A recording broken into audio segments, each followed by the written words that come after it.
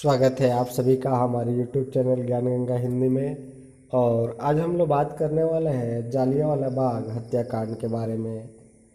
हम लोगों ने देखा था कि किस तरीके से रॉलेट एक्ट जब पारित किया गया तो भारत के लोगों ने उस रॉलेट एक्ट का विरोध किया गया, और उसी को विरोध करने के लिए जालियांवाला बाग हत्याकांड जो हुआ वो देखने को मिला, क्योंकि इस बाग में भारत के लोग जो थे वो इकट्ठा हुए थे और इस कानून पर चर्चा करने वाले थे। तो आइए देखते हैं। विश्व युद्ध जनित घटनाओं का प्रभाव पंजाब में विशेष रूप से परिलक्षित होने के कारण वहाँ का जनमानस आंदोलित था। देखिए, क्योंकि ज़्यादातर लोग जो थे, जो सैनिक गए, वो ज़्यादातर पंजाब और बिहार से थे, यानी जो लोग विश्व युद्ध में शामिल हुए थे वो ज़्यादातर लोग यहीं के थे। तो ऐसी स्थिति में जो प्रभाव देखने को मिला, चाहे वो कृषि को लेकर के हो या अन्य तरीके के शोषण हो, तो उसका ज़्यादातर प्रभाव जो था वो पंजाब में पड़ा।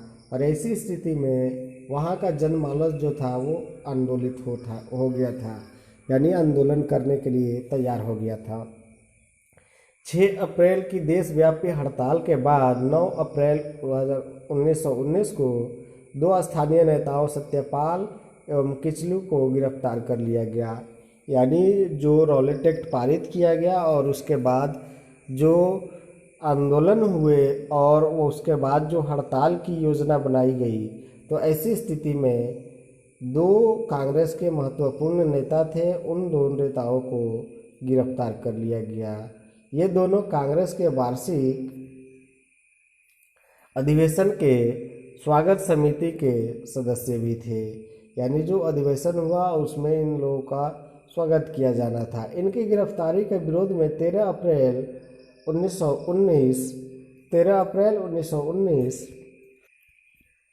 को जालियांवाला बाग में एक सार्वजनिक सभा बुलाई गई थी, जहां जिला मजिस्ट्रेट जनरल ओ डायर ने बिना किसी चेतावनी के शांतिपूर्वक चल रहे सभा पर गोलियां चलाकर लगभग 1000 लोगों की हत्या कर दी।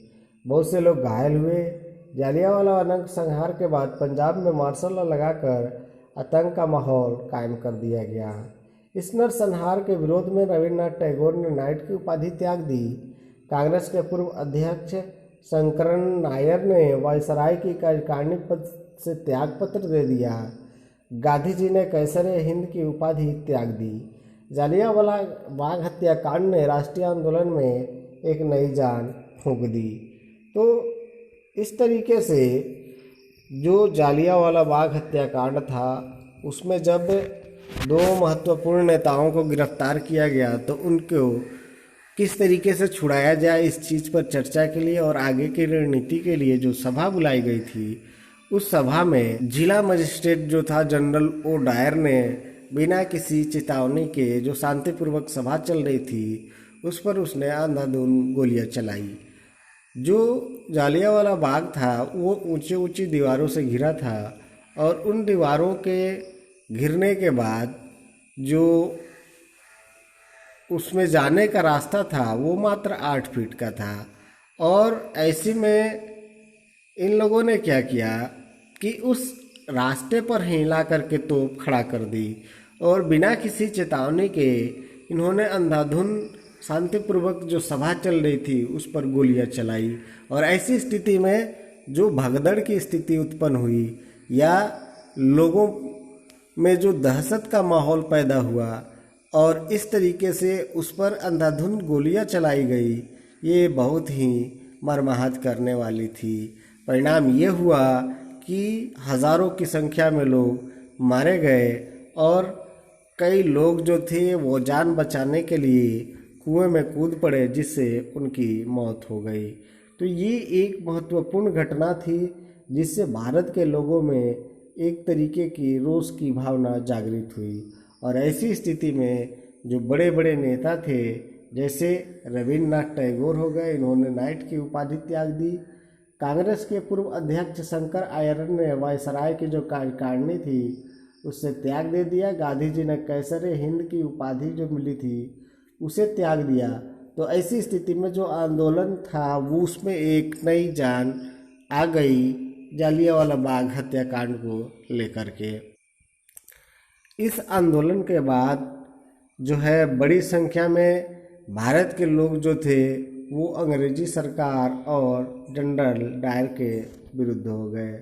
परिणाम क्या हुआ कि लोगों ने जनरल डायर के इस नीति का, इस तरीके की घटना का पुरजोर विरोध किया, लेकिन वहीं अंग्रेजी सरकार द्वारा जनरल डायर के इस कार्य के लिए पुरस्कृत किया गया।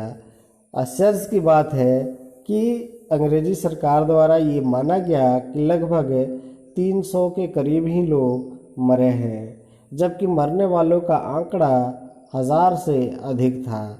तो ये एक बहुत ही दुर्भाग्यपूर्ण घटना थी, जिससे भारत के लोगों में बहुत ज़्यादा रोष उत्पन्न हुआ और उस रोष की वजह से इन लोगों में अंग्रेजी शासन के खिलाफ एक आग जलना शुरू हुआ और उस आग ने अंग्रेजी सरकार की जो झोपड़ी थी, जो शासन था, उसको जलाने का काम किया। तो बस आज के लिए इतना ही। मिलते हैं अगले वीडियो में, तब तक पढ़ते रहिए, सीखते रहिए, देखते रहिए। धन्यवाद।